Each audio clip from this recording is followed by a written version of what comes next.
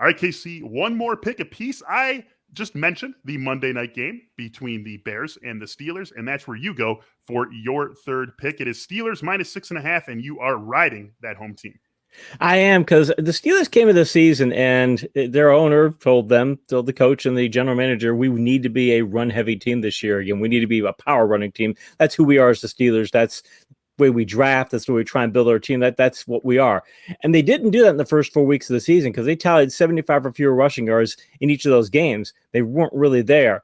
For the last 4 weeks, though, they posted 115 or more rushing yards in 3 straight contests.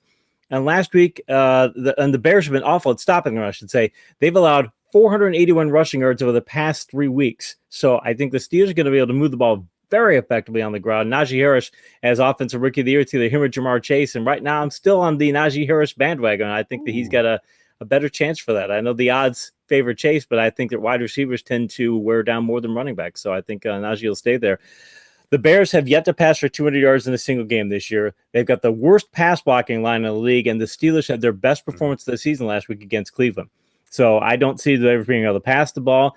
I know they've got the makings of a running game, but you don't want to try and run the ball against the Steelers. They're a very good run defense. Not a great run defense, but you're not going to make a living doing that.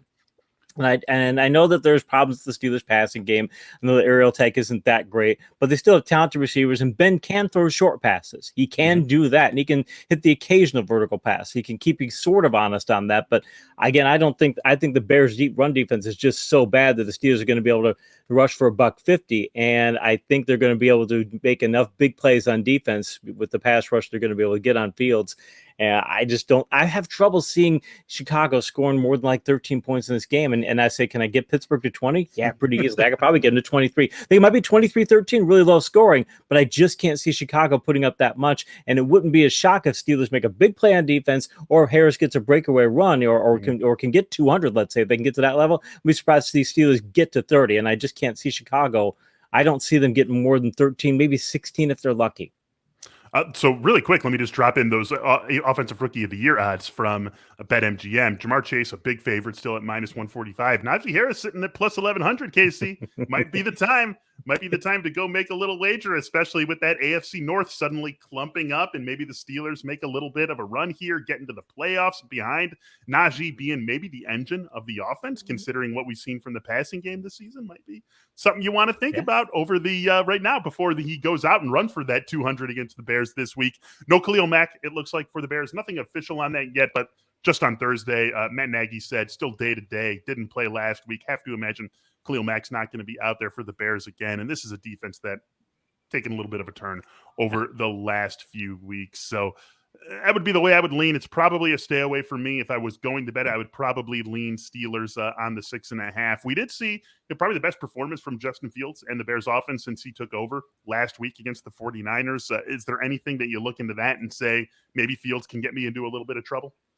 If he can run and they'll let him run and they'll lean on that, yeah, they could. But I still think you have to threaten the Steelers secondary, because if you're trying to get into a smash mouth contest with them, their defense is built for that. What you want to do against the Steelers is go against their defense. Their secondary is not terrible. You've got Minkah Fitzpatrick back there. He's really good, but their corners are kind of shaky. That's where you want to beat them. If you're going to beat the Steelers, you have to be able to throw against them. I just don't think the Bears can do it. If they can't do it, the Steelers are just going to sell all out for the run. And yeah, Fields is very talented, but if you're in a one-dimensional offense, it's really tough to make that move against the Steelers. That's why I like if they had a little more verticality to their passing game, a little more consistency to their passing game, I'd be like, okay, I think the Bears can keep this close enough. I just don't think they can threaten that defense at all. I mean, Allen Robinson's been terrible. Jarno Mooney's their best vertical threat, and he's mediocre too. And they really don't have.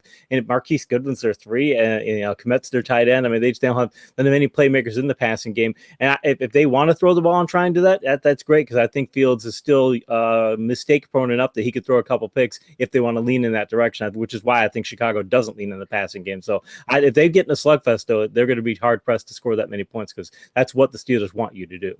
Yeah, very hard to find any reasons for confidence in the Chicago offense against an above-average defense, really any above-average defense, and I think we would all put the Steelers as comfortably above average. So definitely could be tough sledding for the Bears on Monday Night Football.